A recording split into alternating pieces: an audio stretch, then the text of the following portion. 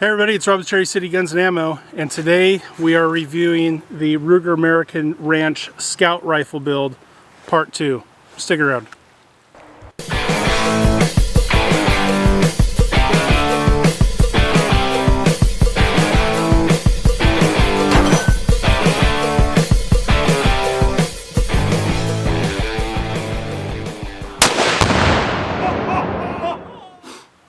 Yes, you heard that right. This is the Scout build Part 2. It's actually the first part where we've actually done anything to start making this into a Scout rifle.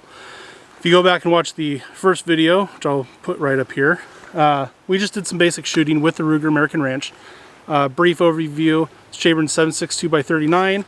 It uses Ruger Mini 30 magazines, which is great because it gives you up to a 20 round option. And it's a great little shooter. Now we've done some things to start converting this into our Scout rifle, and let's give a quick overview of that.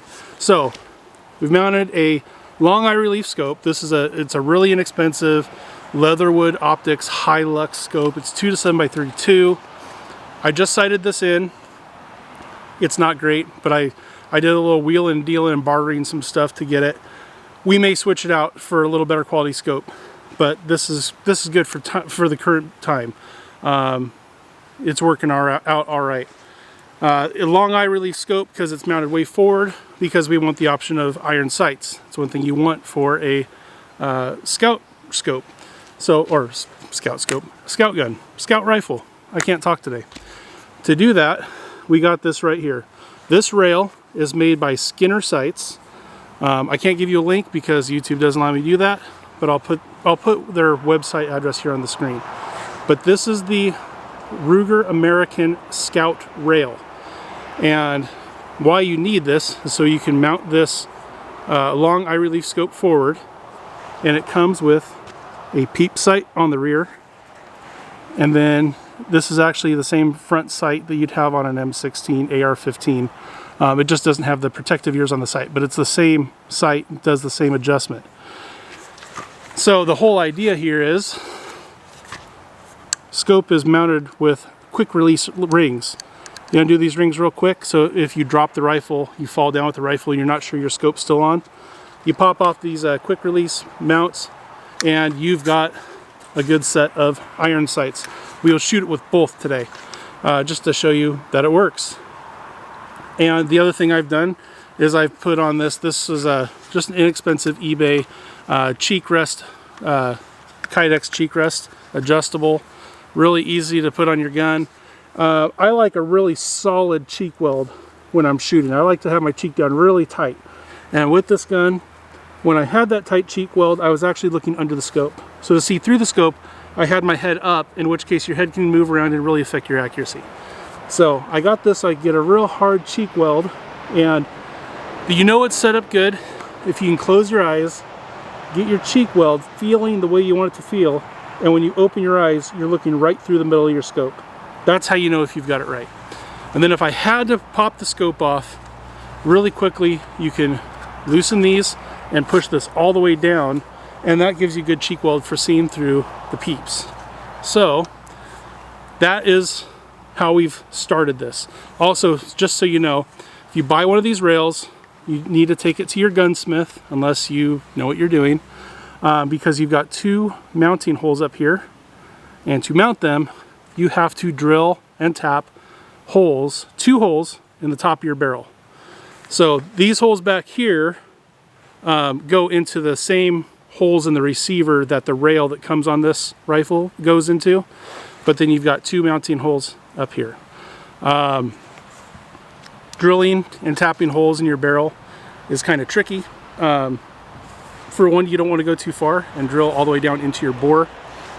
Second off, it's not as straightforward as most drilling and tapping where you're going all the way through something, because these are rather shallow holes, and so you got to know what you're doing to drill them and then tap a shallow hole, and it's a little more complicated than a standard tap and drill. So, but I think this is something you get done by your gunsmith for pretty inexpensive, and it's a super solid setup. You have 1, 2, 3, 4, 5 screws holding that long rail on. So anyway, let's do some shooting with it. I'll kind of give you an idea of what I think so far. I do have some complaints about this rail that I figured out while I was sighting it in. I will share those with you in just a moment. But for now, we're shooting with a scope, so let's worry about the scope stuff. Let's start off at 60 yards. We're going to start off, let's see. We're going to start off on the right side over here with that red plate next to the silhouette. Great thing about this rifle, it's really light, but still has like no recoil. Let's hit the little one that's just to the left of the silhouette. It's a really small plate. And I missed it.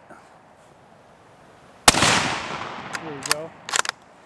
All right, let's take this to 100 yards. That's all the way out there. We've got our 100-yard silhouette.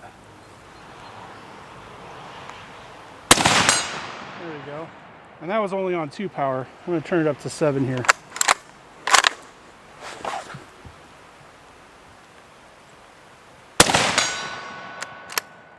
And I'm empty. So one thing that's interesting about this rifle, when you're empty, you can't close the bolt. And the reason for that is, like I said, this is a Ruger Mini 30 magazine. It has this little piece that pops up. Because the Ruger Mini 30 being a semi-auto, it wants to have something that pops up that stops the bolt on your semi-auto so it locks open on last round. Well, it locks open on last round with this bolt gun too. You have to open the bolt, or you have to drop the magazine to be able to close the bolt if your magazine is empty. So what we're shooting today is just some cheap steel-cased Wolf, or I'm sorry, Tula, or maybe this is Wolf, I think this is Tula. 123 grain full metal jackets.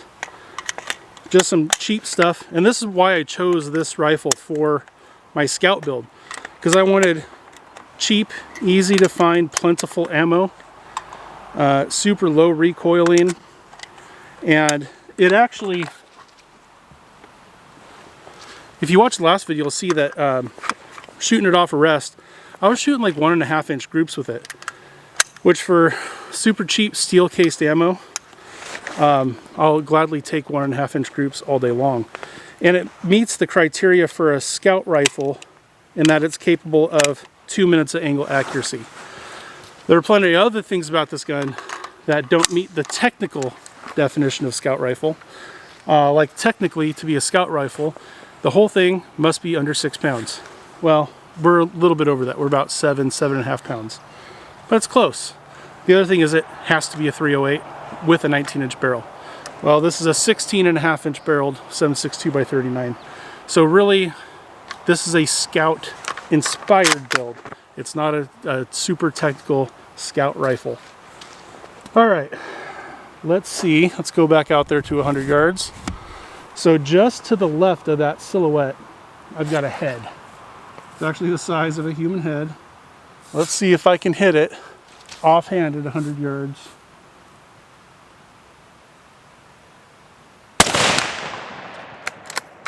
There we go.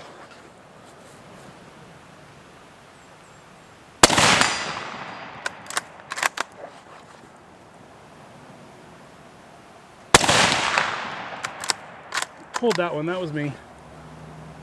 There you go. Not too bad. So, you've seen it's capable of pretty decent accuracy with that little scope on it. Now, let's say something happened and I fell down and I wasn't sure if my scope was still on. Or maybe I fell down hard enough that I broke the scope. God forbid, that'd be awful. But you're not dead in the water with this rifle, which I think is really cool. So now we go to our iron sights. Once again, that's the Skinner Peep with a AR-15, M16, whatever you want to call it, front. All right, so my little Skinner Peep sight, you adjust the elevation by unscrewing it and it comes up, and there's a little set screw here that holds it. It was loose. I don't know if I didn't tighten it after I got done sighting it in, or if it didn't stay tight. I'm not sure, but we'll see if it loosens up and that will tell us if it's my fault or not. All right, so, oh yeah, you gotta lower the cheek rest. You can't get down far enough to see. So that's the nice thing about this, you just drop it down Tighten it back up. All right, so I've sighted this in at 60. Let's go for the silhouette. Somehow I missed the silhouette. All right, let's go for that 8-inch plate. Not bad. We got some more rounds here. I'm gonna pop in a few at a time. I'm gonna shoot maybe 4 at 100 yards. And then I'm gonna go with the scope and put the scope back on and see how close to on it is when you take it off and put it back on. All right, let's zoom in out there. I'm not even gonna try the head with these open sights. I'm just going for the silhouette. There we go.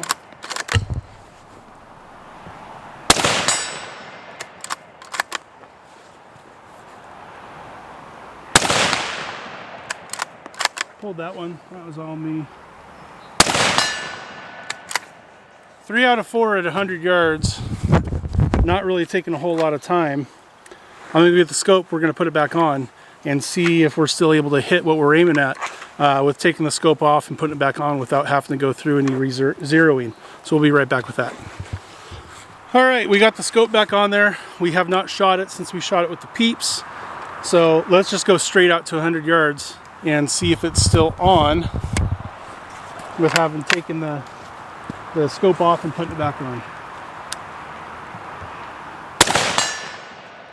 All right, that's the silhouette.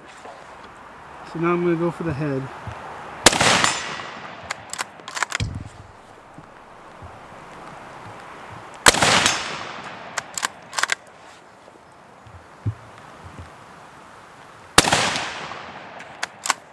All right, that last shot was me.